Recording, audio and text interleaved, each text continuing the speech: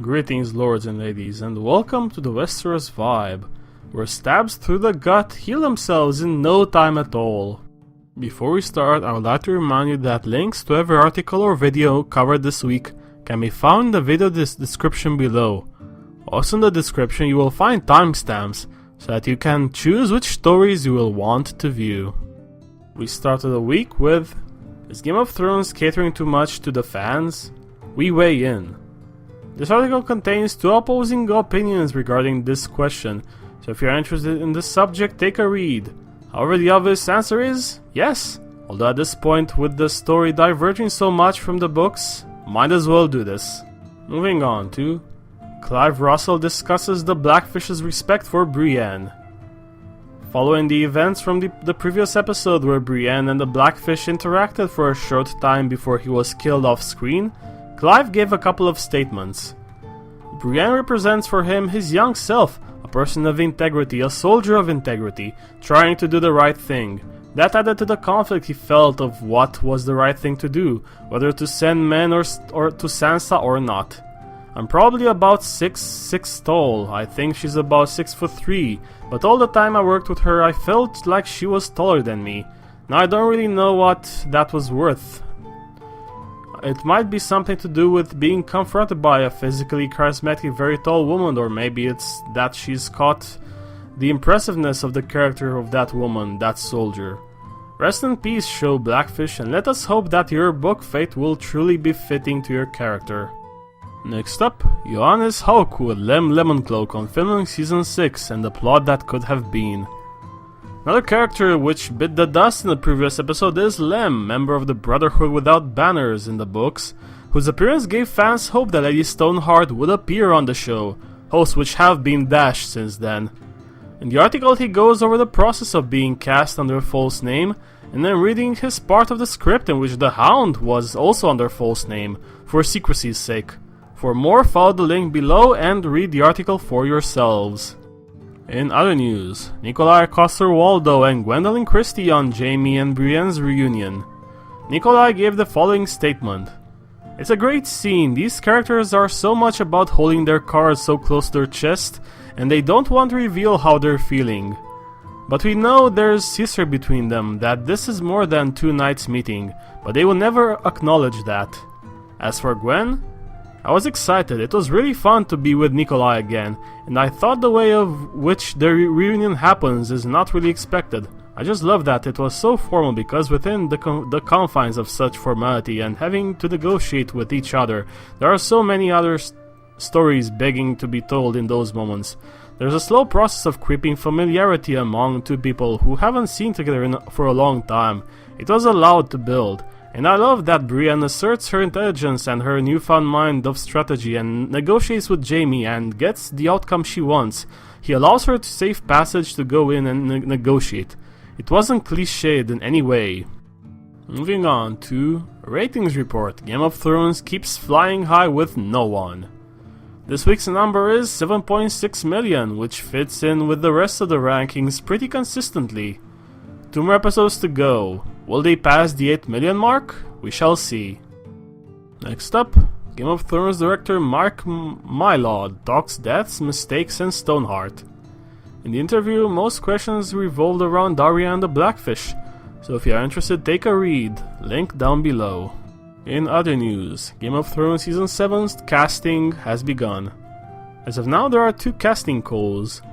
The first is a 16-year-old northern girl. They're looking for an actress with a northern accent to take part in what's being called a high-stakes scene with leading cast members. Her physical description isn't specified except for her needing to be white. The second role is for a 10-year-old northern boy. He appears to be a part of the same high-stakes scene as the teenage girl. The fact that the scenes will be with leading cast members throws flashback possibility out of the window, so the only question remains, who will be the leading characters? Assuming the Starks survive the Bastard Battle, then they would be Jon and Sansa. This remains to be seen. Moving on to Nikolai Coster-Waldau teases Season 6 finale, Jack Bender talks filming Game of Thrones, and more. The largest quote in the article belongs to Bender, who said, Because of the enormous schedule, two units work simultaneously all the time, and usually there's 2 to 3 directors shooting simultaneously. So at one point towards the end of my time there, I think there were 4 directors shooting, and that was both in Spain and Belfast. Working with Ellie Kendrick on that sequence with Bran in the woods and the Whites coming out and attacking them, I couldn't shoot that until towards the end of my time there, which was November, because Ellie was doing a movie, so there are logistical challenges. You shoot for a little bit at a time, then you stop, then you prep, then you go to Spain, so it's a little filmus interruptus. It's a little tricky to keep the momentum and the flow up. But the reason it's possible, and the thing that they do which is brilliant, is every director has his team. You go through the experience, prepping, shooting, stopping, starting with your team, so there's a real continuity creatively. So you prep with them, you shoot with them, you eat most meals with them. That's one of the more challenging things about doing the show, and also that's the way it becomes possible, because even if you start and stop, you've got your team with you. As for Jaimie, the whole thing of being honorable, being trustworthy when it comes to the people they love or the people they've promised to protect, they're each other's equal that way. Jaimie will do anything for Cersei. He believes it's his duty, but it's also his choice, if you will. Brienne should now Sansa's whatever you call that, Kingsguard? I know there's a word for it. Ian Glenn aka Jorah Mormont also had something to say. All I can say is, it's been a dream job from beginning to end. It sort of changed all our lives for the good. I'm hugely grateful really for the experience of being on it. The show is bigger than any single person within it. It just fills me with excitement every year at the prospect of reading those next scripts and going back to work and getting into that costume again and hanging out with the same people. It's a ball. Next up, Euron Ramsay Bolton has been looking forward to battling Jon Snow for years. The Bastard of Bolton, when asked who he wants to meet up with, said the following: "Anyone who has asked me who would you like Ramsay to meet, my answer has always been Jon Snow. He's the antithesis of Ramsay. They're almost a yin and a yang. They both come from such a similar place and they're so different. And even though they're enemies, they've both risen so far as bastards, which is almost incomprehensible, and now they're both here facing each other. They couldn't be any more different, yet more similar." Moving on to the lands of YouTube, we have more videos to discuss this week.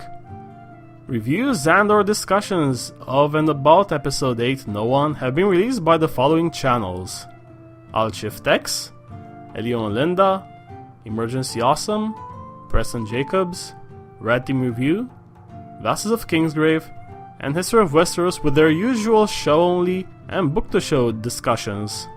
Preston Jacobs has released his Q&A for his review of episode 8.